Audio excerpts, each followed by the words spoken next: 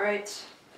Hi everybody, this is Joshua Kirk back with you guys once again on YouTube. And now it's time for episode 47 of Album of the Day. I think that's what it is. First of all I want to talk about the shirt I'm wearing in this review.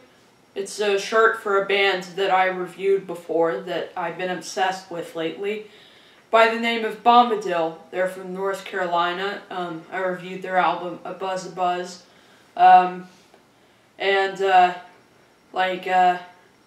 band sent me this shirt. Daniel Michalak, one of the members of the band, sent me this t-shirt. So I'm supporting Bombadil by wearing this t-shirt.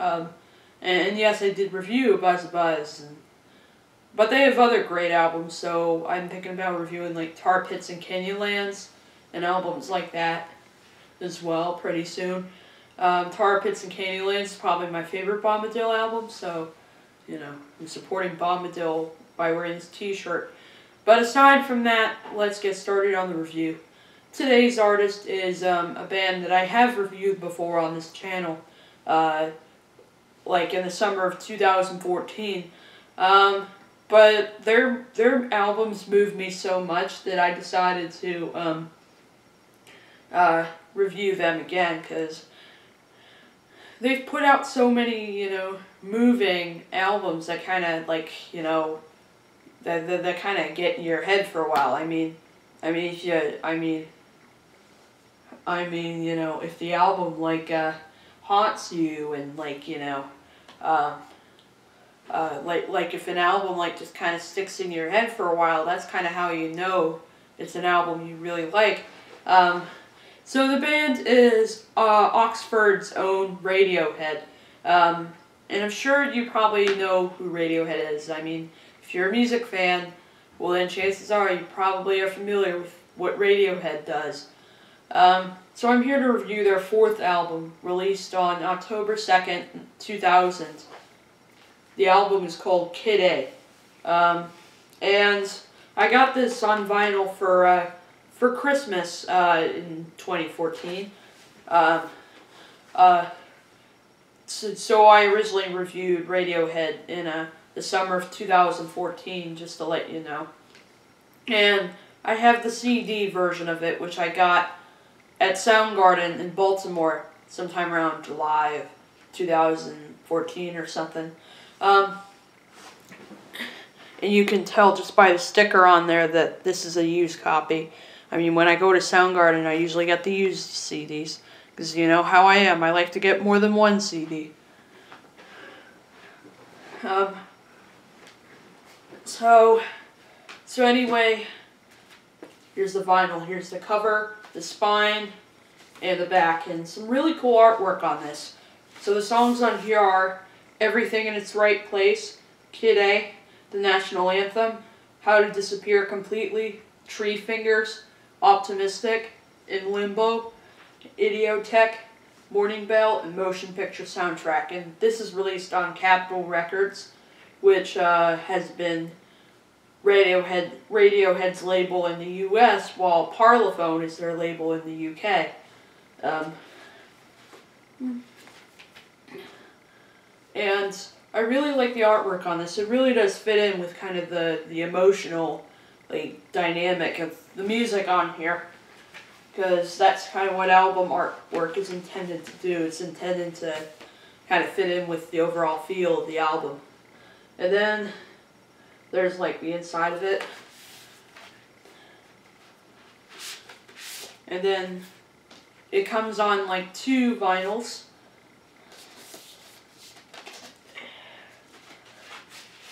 Here's side A and side B. And then here's the other sleeve. And there's the liner notes right there.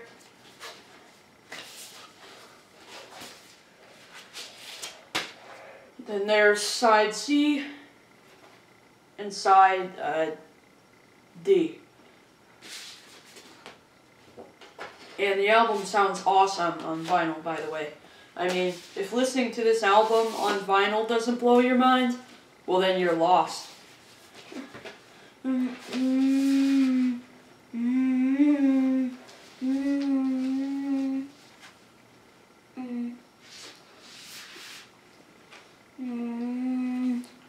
Okay, and I'll show you the CD, too.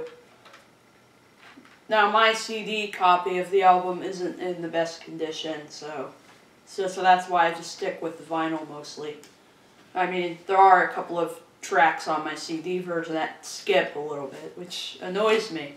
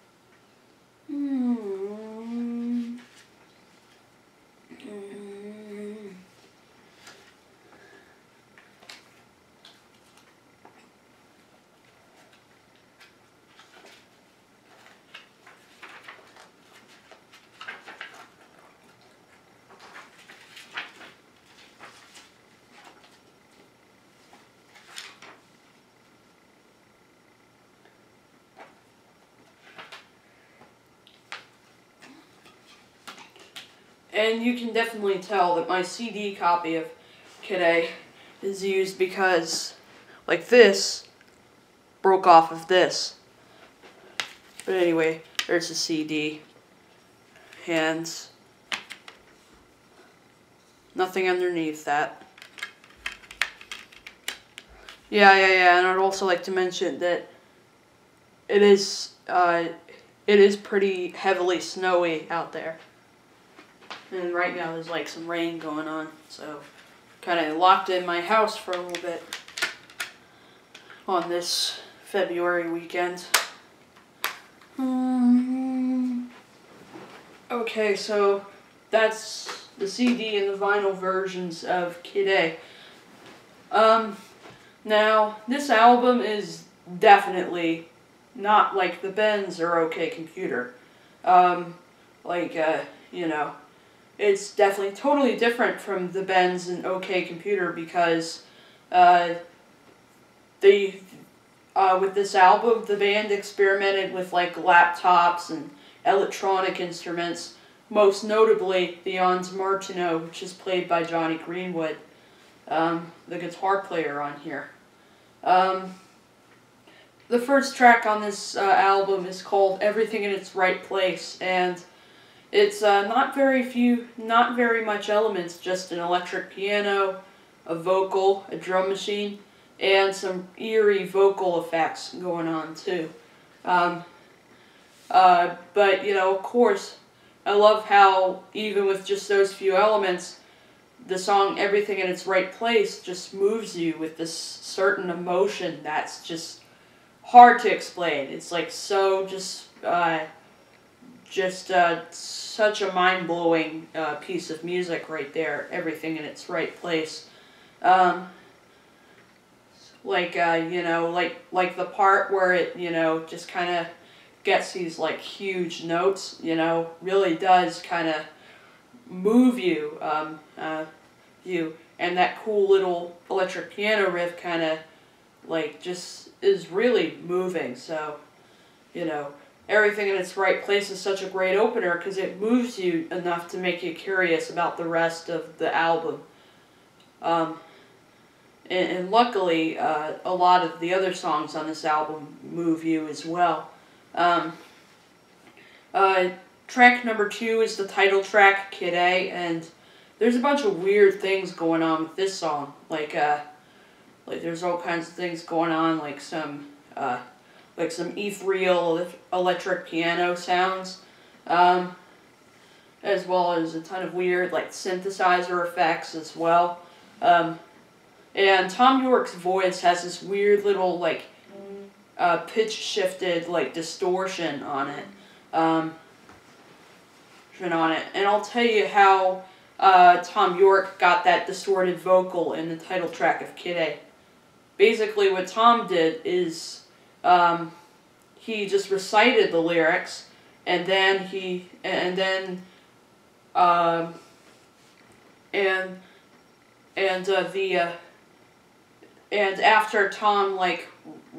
after Tom York recited the lyrics, his speaking the lyrics got vocoder into Johnny's On to Martineau.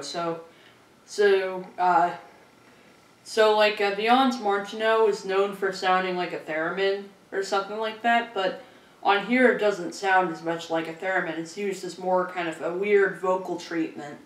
So that's what the On to Martineau is used on here for. And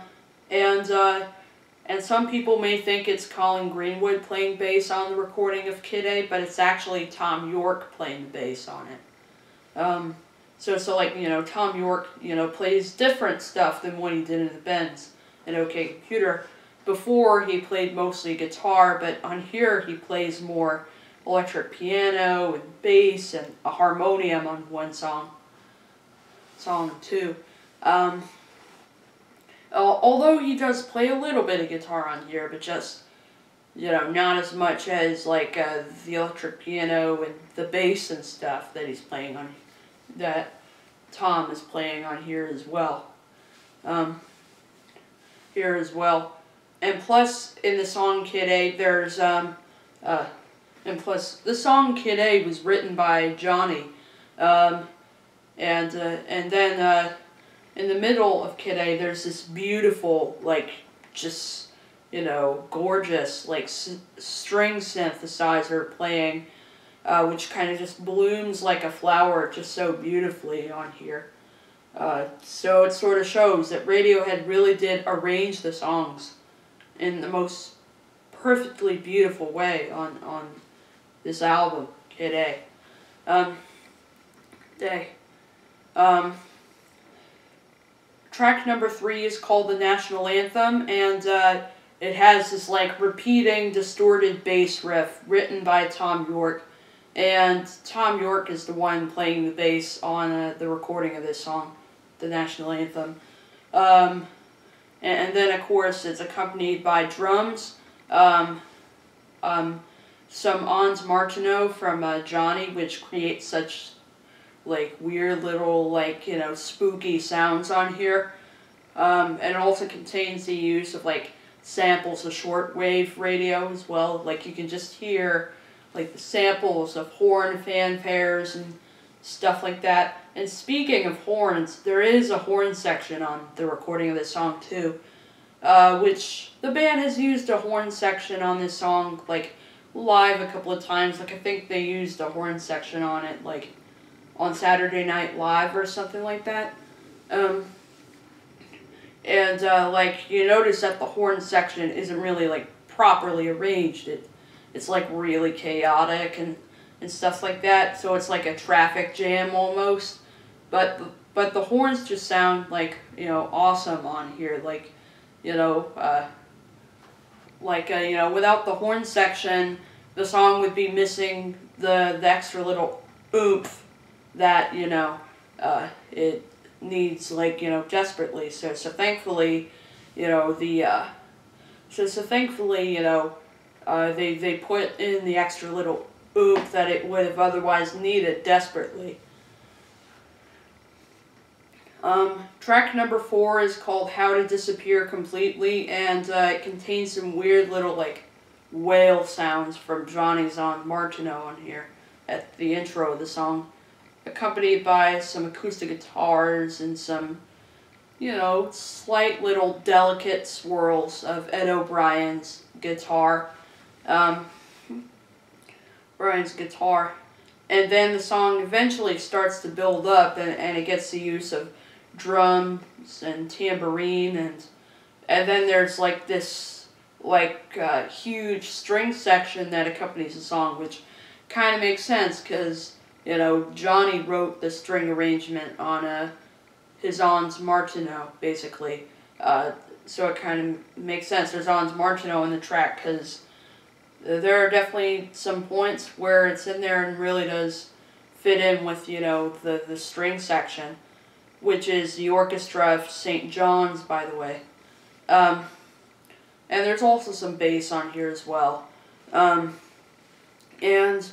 like, the string arrangement, once again, just like with the horn section on National Anthem, the string section here on Disappear definitely adds the oomph to the track that, you know, it would have desperately, like, just screamed for otherwise.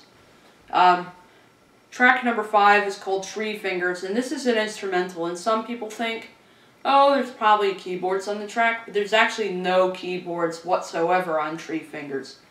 Basically what Tree Fingers is that it's a bunch of, like, guitar loops. It's like a bunch of looping of Ed O'Brien's guitar playing, which sounds so ethereal and, you know, beautiful. I mean, if you're having a rough day, if you're, you know, if you're in a bad mood or something, if you're, like, you know, really just kind of bogged down by your day a little bit, just listen to Tree Fingers, and listening to this song, Tree Fingers, is just so beautiful. It's like therapy to me. It's like physical therapy without it being physical therapy. So like listening to the song Tree Fingers is like, you know, therapy to me, because it's just so, like, beautiful and, you know, really soothing to listen to, with all these weird little, like, loops of Ed O'Brien's guitar playing, which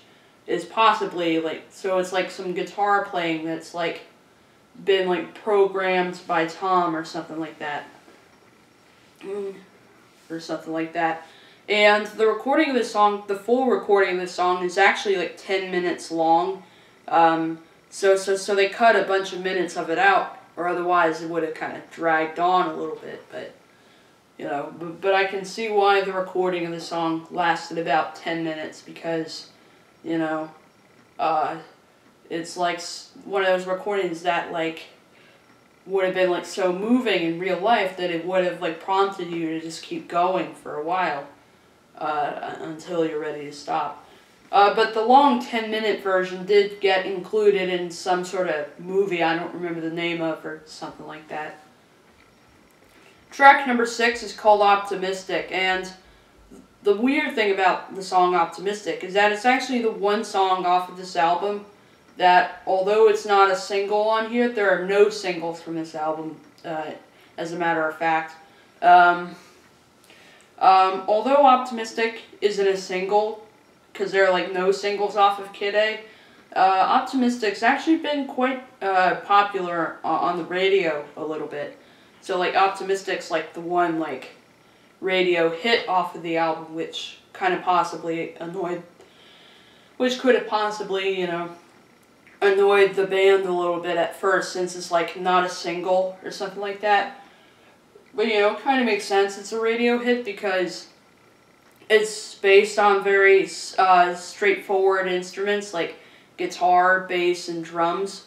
But there's also the use of an Hans Martineau on there to kind of add something that you don't hear in every rock song, you know, Hans Martineau.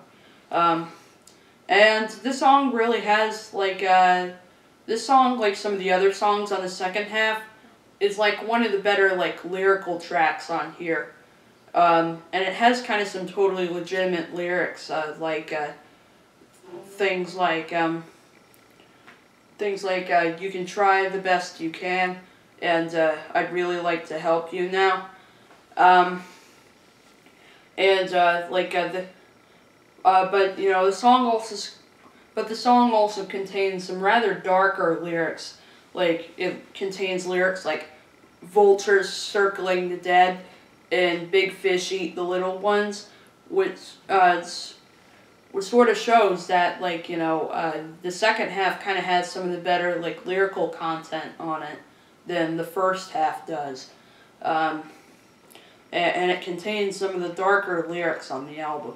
It's, like, so far, like, really the only song really the only songs that have like rather darker like lyrics on this first half would be Everything in Its Right Place and Kid A. I mean, the lyrics on Kid A are just so brutal that Tom had to vocoder them into Don's Martineau on there. Track number 7 is called In Limbo, and it has this cool little like funky electric piano riff on it. It also contains like this weird little like little drum loop going on, which is solely based on like tambourine and stuff. And then coming in, there's the drums, the bass, and there's a bunch of guitars on here played by Johnny on here. Like, you can only hear 2 guitars on the recording, but Johnny like put on there like about 10 or so guitar tracks. And there's this weird little like synthesized effect going on. The song In Limbo as well. And this song like contains the multi-tracked guitars of Johnny along with Ed on the Fender Rhodes piano, which keyboard's kind of a weird instrument for Ed, especially considering everybody knows him as being this incredible guitar player. But of course, you know, he does have a few of those rare songs where he has a keyboard part on there. And this is one of those songs that has him playing a keyboard instrument, which happens to be the Rhodes piano, which is used quite a bit on this album. Like, the Rhodes piano is used mostly by, like, Tom York on this album. And this is, like, the only song by Radiohead that has Ed playing a keyboard on it, like, in the live shows.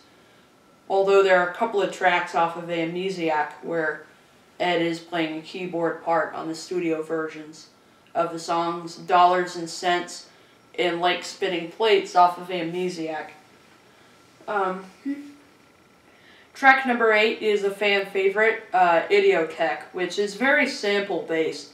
Like, there's not a lot of live instruments going on in this album. It's nearly all of it's like samples and stuff. Like there's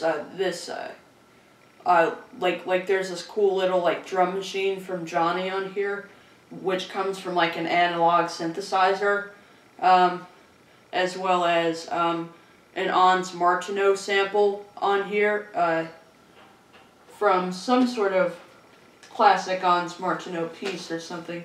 Let me look in the liner notes and see what Ons Martineau sample is used on Idioteque. So it says in here, the track Idioteque contains 2 samples from the Odyssey label title, First Recordings Electronic Music Winners, 1976. The 2 compositions sampled are Paul Lansky's Mild Unlace, published by Grim Tim Music, and Short Piece by Arthur Krieger, published by the Subito Music Corporation. Both samples are used with the kind permission of the composers and the Sony Music Corporation. So it's like 2 samples from those 2 like. So it's like 2 samples. One of them being like, of course, a sample of an Ons Martineau. Since about like half of this record has Ons Martineau on it. Like, you know, most of it is live Ons Martineau played by Johnny, but you know, on Idioteque it's just a sample. Along with that cool little like drum machine from Johnny coming out of an analog synthesizer.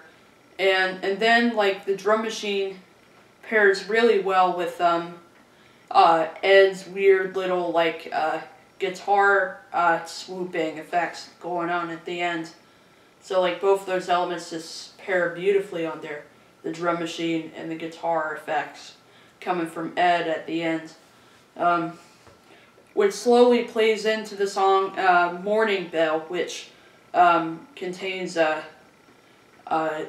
electric piano and Johnny strumming his electric guitar with a coin, which is what he also does on songs like High High and Dry, like High and Dry being the most notable song where Johnny is using a coin to strum his guitar. Like he kind of does that same thing here with Morning Bell, with a bunch of like delay and stuff like that on it. Stuff like that on there. And this song like contains, you know, some like, you know, pretty dark lyrics on it. Like Idioteque also contains some pretty dark lyrics, like I'll laugh until my head comes off.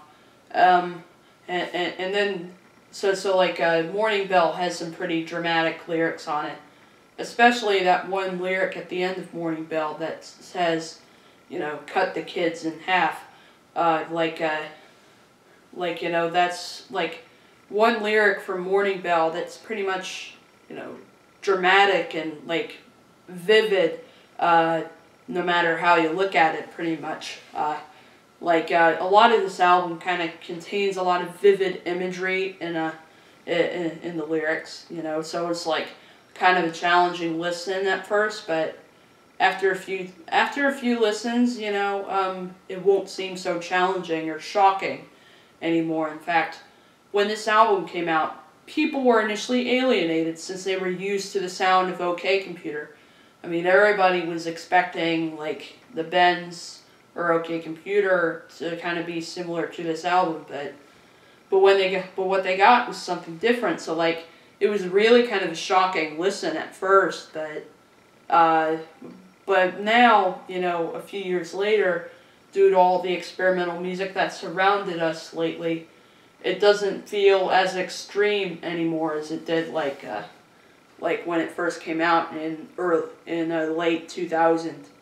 And then it closes with the song it closes with the song Motion Picture Soundtrack, which once again contains just a few elements. Contains just Tom York playing a harmonium, a vocal, and some samples of double bass and harp are used on here as well. But it's like just really just kind of beautifully, you know, arranged on here. Just on here. And the song, it kind of makes sense. It's called Motion Picture Soundtrack because I think Tom York said, maybe in an interview, somebody in the band maybe said, like, that this song is supposed to pay homage to, like, classic Disney movie soundtracks almost. Like, when I'm listening to this song, you know, musically it kind of reminds me of I'm kind of picturing a scene from, like, Sleeping Beauty or something when I'm listening to this song. Song or something like that. But, you know, it's just beautiful, and I think I heard the harmonium part was inspired by Tom Waits, which kind of makes sense. I mean, if you look at Tom Waits' albums, like, Rain Dogs and Swordfish Trombones and Frank's Wild Years, those albums by Tom Waits, Tom Waits uses quite a bit of like harmonium on like all three of those records, or like pump organ or something like that. So he uses quite a bit of like harmonium and pump organ stuff. Tom Waits does on like those three albums that I just mentioned. So like this album definitely is one of the more moving albums I've put out. I mean, it's truly kind of a life-changing listening experience. Like, you know, of course, it's a kind of record where, you know, you don't really have to, like you kind of have to sit with it at first. Like, when you first listen to it, you might not get it. Turns out, I bet you the label Capitol Records probably didn't get it at first and originally planned maybe not to release it or something like that. But then eventually, you know, it's kind of grown on the label a little bit to the point where they're kind of deciding to release it and stuff. Like, it's the one record that wouldn't seem so surprising on an independent label or something. but you know, but you know, it's but you know, it's okay that it's on a major label. That's for sure. Um, so it may kind of challenge the listener at first, but after a few listens, you know, it becomes this life-changing, just this life-altering music experience that just kind of haunts you. It's just some of the most beautiful little pieces of electronic-based music you can find. So, like, the album initially alienated fans and critics a little bit, but it's grown on everybody to the point where this album, besides Modest Mouse's Good News for People Who Love Bad News, those are like two records that as of right now are like considered two of the best albums of the 2000s. So I'm gonna give this album a 9 out of 10 because, you know, it's just like, you know, just a beautifully orchestrated album that like doesn't have a whole bunch of bad moments on there. Like there's just like really no bad moments on this album, really. So like, you know, if you haven't heard, like, I'm sure plenty of you music fanatics have heard of Kid A and like know about it and stuff, but you know, but if you're a first, but if this album is a first for you, I highly recommend you consider, you're going to want to consider listening to this album. And I highly recommend getting this on vinyl because it's like one of the most beautiful sounding records on a turntable. So anyway, that's my review of Radiohead's Kid A. I'll see you for episode 48.